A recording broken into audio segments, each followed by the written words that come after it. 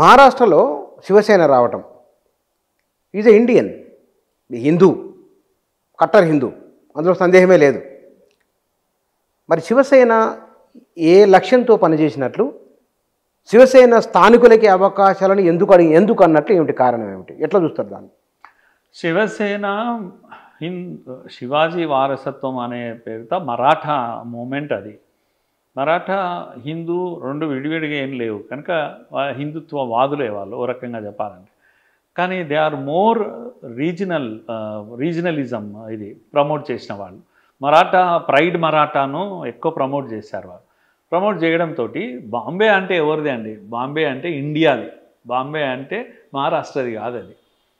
ఎందుకంటే economic capital of India కనుక అక్కడ నువ్వు బాలీవుడ్ ఉంది. బాలీవుడ్ ఎవరిది అసలు? ఎంతమంది మరాఠాస్ హీరోస్ ఆడ ఎవరో అన్న అందరూ హిందీ వాళ్ళు. సౌత్ ఇండియన్ ఎంతమంది మన సౌత్ ఇండియన్ ఉమెన్ హీరోయిన్స్ దాన్ని ఏలారు కనుక రజనీకాంత్ ఇప్పటికి కూడా వెళ్తాడు దాన్ని. హేమమాలిని అక్కడ నేటివ్ లేడేమో అని అనుకుంటారు ఆమె. కనుక బాంబే అనేది ఎవరిది అని అంటే ఇండియాది, భారత్ది. కానీ అక్కడ వాళ్ళు తప్పు చేశారు. వాడు గో బ్యాక్, వీడు గో బ్యాక్ అని అన్నారు. మా మరాఠాలే అన్నారు. ఆటోలో పోతుంటే వాడు మరాఠా మాట్లాడకపోతే కొట్టడం మొదలుపెట్టారు. మొన్న కూడా మొదలుపెట్టారు. ఎందుకు? బలహీన పడ్డారు కదా. బలహీన పడ్డప్పుడల్లా ఈ కొట్టుడు మొదలు పెడతారు. బలంగా ఉన్నప్పుడు కొట్టారు ఎప్పుడు కూడా. వాళ్ళకు ఓట్లు వేస్తుంటే వాళ్ళు పవర్లో ఉంటే ఎవరిని కొట్టారు. పవర్ లేకపోయేసరికి కొట్టుడే. ఇదే ఈ దుర్మార్గులు చేసేటువంటి పని. ఎవడైనా సరే, శివసేన అయినా సరే, ఇంకొకటి ఎవడైనా సరే, ఈ గో బ్యాక్ మూమెంట్స్ స్టార్ట్ చేసే వాళ్ళు వీళ్ళే ఉంటారు. కనుక నేను ఇప్పుడు ఈ గో బ్యాక్లో అటువంటిది కూడా ఉంది అని నేను అనుకోవడం లేదు. చాలా చక్కగా మాట్లాడుతున్నారు వాళ్ళు. మాట్లాడే పిల్లలు అందరూ కూడా వాళ్ళు దాంట్లో హిందూ ముస్లిం లేదు, ఏది లేదు, గుజరాత్ మరాఠీ కూడా లేదు వాళ్ళు. ఎందుకంటే వాళ్ళే అంటున్నారు స్వచ్ఛమైన ఒరిజినల్ మార్వాడీలను మేము ఏమంటలేము క్లియర్గా చెప్తున్నారు.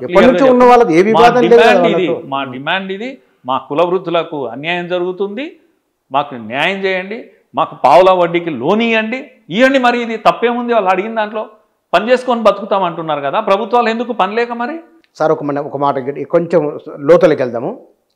ఇందాక ఆయన విశ్వకర్మ సంఘం ఆయన వ్యక్తం చేసిన అభిప్రాయాలు ఏవైతే ఉన్నాయో, అంటే వాళ్ళతో ఫైనాన్స్కి వీళ్ళు పోటీ పడలేకపోతున్నారు. జీరో దందా అని, ట్యాక్స్ వాళ్ళు ఇవ్వట్లేదని రకరకాల అంశాలు వారు అన్నారు. వీళ్ళు 1,00,000కో 50,000కో వీళ్ళు చేసుకోగలరా? నెంబర్ 1 అదో ప్రశ్న. 2, వీళ్ళందరికీ ఆయా రాష్ట్రాలలోనే మార్కెట్ కల్పించగలిగితే, ఇప్పుడు మిడతల దండులాగా వచ్చి పడుతున్నారు తెలంగాణ మీద ఒక చర్చ ఎప్పటి నుంచో ఉన్నది. మిడతల దండులాగా ఇప్పుడు ఆర్గ్యుమెంట్ వీళ్ళకి వర్తిస్తుందేమో అని అనిపిస్తున్నది. ఎందుకంటే మండల స్థాయి వరకు, గ్రామ స్థాయి వరకు వేయరంటే, అంటే వీళ్ళందరికీ వాళ్ళ రాష్ట్రాల్లోనే అక్కడ ఉపాధి ఉంటే కనుక, వాళ్ళ రాష్ట్రాల్లో కనుక ఇండస్ట్రీ ఉంటే కనుక, ఇవాళ చైనా ప్రపంచానికి ఎగుమతి చేస్తున్నది. వాళ్ళు గుజరాత్లో ఉండే, రాజస్థాన్లో ఎక్స్పోర్ట్ చేయవచ్చు, పెద్ద ఇష్యూ కాదు. అంటే ఏ రాష్ట్రంలో ఆ రాష్ట్రంలో ఉపాధి కల్పిస్తే కనుక ఇది రాదు కదా. మీరు సెంట్రల్ గవర్నమెంట్కు, స్టేట్ గవర్నమెంట్కు ఇచ్చే సూచన ఏమిటి ఈ విషయంలో? ఒక నియంత్రణ అనేది ప్రభుత్వాలు చేస్తుండాలి, మానిటరింగ్ చేస్తుండాలి, ఏం జరుగుతుంది అనేది గమనించాలి. ఇప్పుడు బీహార్ నుంచి అనేక మంది కూలీనాలు చేసుకునేటోళ్ళు వస్తున్నారు. ఆడ వర్క్ లేనందుకు ఇక్కడికి వస్తున్నారు వాళ్ళు. మనం వాళ్ళని ఏం కాదంటలేము, వివాదమే లేదు వాళ్ళు. అట్లా ఒరిస్సా నుంచి మీరు హోటల్లో ఏడనని చూడండి, ఆడపిల్లలు కూడా సర్వీస్ సెక్టర్ పనిచేస్తున్నారు. ఇది భారతదేశం కనుక వాళ్ళతో వివాదం లేదు, ఏం లేదు. వాళ్ళే కూడికి గతి లేక వచ్చింది, వాళ్ళతో సమస్య లేదు. ఇక్కడ మనోళ్ళు కూడా గతి లేక పని లేని వాళ్ళు ఎంతో మంది ఉన్నారు. కనుక వీళ్ళ విషయంలో ఏ వివాదం లేదు. దోపిడీదారుడు ఎవడైనా సరే, బయటోడైనా లోపలోడైనా దోపిడీదారుడు లోపలోడు దోపిడీ చేస్తే చేయాలన్నా? ఈ దోపిడీని నియంత్రించే బలమైన శక్తులు ప్రభుత్వాలు నియంత్రించలేకపోతే ఈ వివాదాలన్నీ వస్తూ ఉంటాయి. ఇప్పుడు ఉదాహరణకు మన తెలంగాణ ఉద్యమంలో మీరు ఇప్పటికైనా చూడండి, మీరు నారాయణ చైతన్య రెండు కూడా ఎడ్యుకేషన్లో ఉన్నాయి, లేకపోతే కామినేని, లేకపోతే ఇవి కొన్ని హాస్పిటల్స్ ఉంటాయి, ఇవన్నీ అన్ని ఆంధ్ర నుంచి వచ్చి ఇక్కడ ఉన్నాయి, చాలా రోజుల నుంచి ఉన్నాయి. అయితే ఉంటే ప్రాబ్లం లేదు. కానీ నేనేమంటున్నాను, ఎడ్యుకేషన్ను కంప్లీట్గా గుప్పిట్లోకి తీసుకొని గ్రామాల నుంచి కూడా పిల్లల్ని ఎత్తుకొచ్చుకొని చదివితే నారాయణ చైతన్య చదవాలి, ఇంకో దాంట్లో చదవకూడదు. అదొక భ్రమ, భ్రాంతి, ఒక మాయ ఆవరించినట్టు. పేదోడు కూడా ఆడ చదివిపియాలి. మరి చదివిస్తే అందరికీ చదువు చెప్తారా? ర్యాంక్ వచ్చిన వాళ్ళకి 10 మందికి చెప్తారు. అందరు ఫెయిల్ అవుతున్న వాళ్ళు ఉన్నారు. దాంట్లో ఎవరైనా అడుగొచ్చిండా? లేకపోతే అసలు మీరు ఒక్క నారాయణ అనే పేరు మీద 100 బ్రాంచ్లు ఎందుకు అనుమతి ఇవ్వాలి నేను అడుగుతున్నా అసలు. నేను అడుగుతున్నాను, కార్పొరేట్ అంటే అర్థం ఏంది అంటే ఒక పేరుతో బ్రాండ్ ఉంటుంది, ఆ బ్రాండ్ పేరుతో వస్తువు. అప్పుడు బాటా ఉంది అండి, టాటా ఉంది. బాటా చెప్పులు నీ కాన్పూర్లో తయారు చేసిన, మద్రాసులో తయారు చేసిన క్వాలిటీ సేమ్ ఉంటుంది కనుక నువ్వు ఏడన్నా అమ్మ రేటు కూడా సేమ్ ఉంటుంది, మోసం ఏం లేదు దాంట్లో, దాని వాల్యూ అది.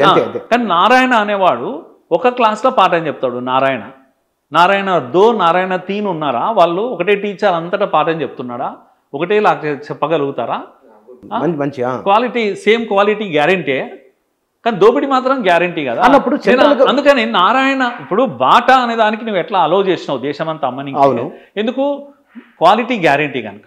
నారాయణ గ్యారంటీ కాదు, అందుకని నారాయణ నువ్వు ఒకటే నారాయణ ఇవ్వు, ఇంకో పేరుతో పెట్టుకోమని ఆయనను రెండో పేరుతో పెట్టావు. సెంట్రల్ గవర్నమెంట్ 100 నారాయణ 100 చైతన్యలు ఇవ్వకూడదు. చాలా అద్భుతమైన మాట మీరు చెప్పింది, మంచి పోలిక ఇది, మంచి పోలిక. ఎందుకంటే కార్పొరేట్ స్కూల్ అనగానే ఎగురుకుంటూ పోవడు కాదు, దాని వాల్యూ ఏంది, దాని నాణ్యత ఏందో కూడా. నారాయణ అనే యజమాని 100 స్కూళ్ళు పెట్టుకోమంటాను, నేను వద్దంటలేను, పేర్లు వేరే వేరే పెట్టాలి, ప్రభుత్వాల అనుమతి ఇవ్వద్దు వాళ్ళ. ఇప్పుడు దీంట్లో విద్య అనేది కేంద్ర ప్రభుత్వం చేతిలో కూడా ఉన్నది. కేంద్ర ప్రభుత్వం ఒక మంచి చట్టం తీసుకొని రావచ్చు కదా. ఇప్పుడు హెల్త్ అండ్ ఎడ్యుకేషన్ పేదరికానికి కారణం, వీటిని మనం కంట్రోల్ చేయవచ్చు. ఎందుకు ఆ దిశగా ఆలోచన చేయట్లేదు అంటారు? అంటే రాజ్యాంగంలోనే సమస్య ఏంటంటే కేంద్రం ఇప్పుడు ఉదాహరణకు న్యూ ఎడ్యుకేషన్ పాలసీ తెచ్చింది. ఇది పాలసీ దేశమంతా యూనిఫామ్గా ఉంటేనేమో మంచిది. ఇప్పుడు దేశమంతా ఒకటి చెప్తున్నాం బుచ్చన్న గారు, ఏంటంటే no learning is happening in India. Learning అనేది జరగడం లేదు, క్వాలిటీ లేదు మన విద్యలో. ఇంటర్ డిగ్రీ అయినా కూడా సరిగ్గా తప్పులు లేకుండా రాయలేకపోతున్నారు పిల్లలు, ఇది ప్రపంచమంతా ఒప్పుకుంటుంది. అటువంటి దాంట్లో నాణ్యత పెంచాలి, ఎన్ఈపిలో నాణ్యత పెంచడానికి మంచి ఇవి ఇచ్చారు, ఐడియాస్ ఇచ్చారు. దేశం అంతా ఇప్పుడు స్టార్ట్ అయింది, కానీ మా ప్రభుత్వం ఇది బీజేపీ ఇచ్చింది మేమెందుకు అని తొలగిస్తున్నారు. మంచి విషయాలు ఉన్నాయి కదా, యాక్సెప్ట్ చేయాలి కదా, కానీ చట్టము సెంట్రల్ చేసినా వీళ్ళు పాటించాలని ఏమీ లేదు. కనుక మీరు చెప్పిన విద్యా వైద్యము కేంద్రం కంప్లీట్గా కేంద్రం చేతిలో 45 యూనివర్సిటీలు ఉన్నాయి ఇప్పుడు. 800-900 యూనివర్సిటీలు రాష్ట్రాల చేతిలో ఉన్నాయి. కనుక విద్యకి ఎప్పుడు రాష్ట్ర ప్రభుత్వం చేతిలో ఉంది, కేంద్ర ప్రభుత్వం చేతిలో లేదు. అలాగే వైద్యం కూడా అంతే. కనుక చట్టం చేయడం కూడా సాధ్యం కానటువంటి విషయం. కాకపోతే మంచిని యాక్సెప్ట్ చేస్తే అందరికీ అవకాశం ఉంటుంది. దీనికి కూడా పాలిటిక్స్ తేవడం వల్ల నష్టం జరుగుతుంది.